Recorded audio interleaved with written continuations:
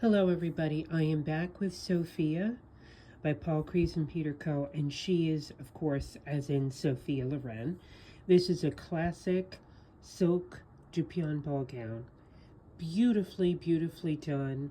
Very, I think, old Hollywood glamour. You can see this is stunning, stunning bodice here that is encrusted with pearls and sequins. I just love that. That is very, very elegantly done. I like the off-the-shoulder design there. And you can see, of course, the beautiful jewelry. This is so elegant, so Hollywood. When they put this piece together, I really like the difference. Sometimes they're very over the top. Sometimes it's very elaborate. This is more on the less is more type of thing, as far as just like a stunning portrait piece. This is in my estimation. And of course you can see this has got a lot of yardage to the skirt. It's definitely a full gown. And the sculpt, of course. And when we talk about poured wax, Paul Kreese and Peter Co., spent their doll making journey really perfecting the wax they use. They started using plaster of Paris, which was really only good for each doll they made. There was no way to mass produce or reproduce that. So they wanted to get some way where they could make dolls that were realistic, but at the same time save time.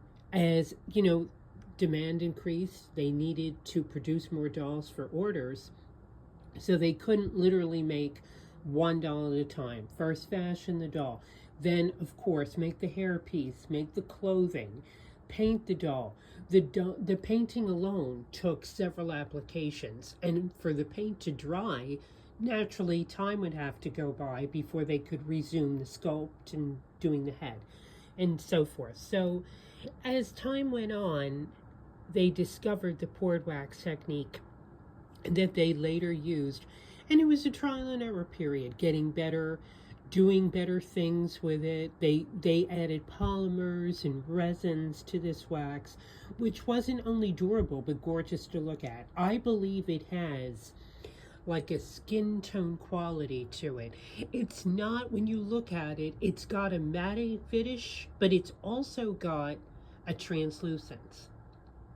So there's that juxtaposition that you can see that I think really lends itself to the realism that is the hallmark of Paul Kreese and Peter Co.'s works. It really is.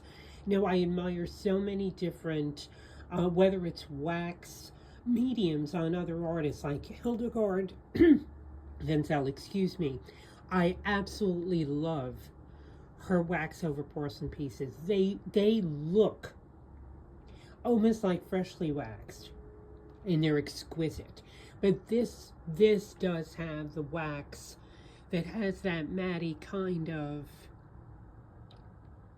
finish to it, which I think really adds a lot to each piece. And of course, as time went on, not that anything is unbreakable. When we have these beautiful heirlooms, we do need to take care of them, but the durability and the fact that you had to go through lengths to really damage the piece, like be overtly negligent with it or drop it or do something out of the ordinary, really made the pieces better when we think about having them for a long time, or if we want to resell down the road, or if you want to pass them on to different family members.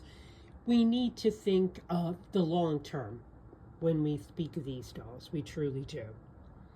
And they definitely had that in mind when they were creating, which is good for us.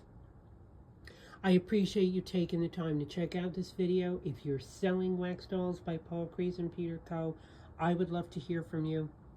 Be safe and be well, everyone.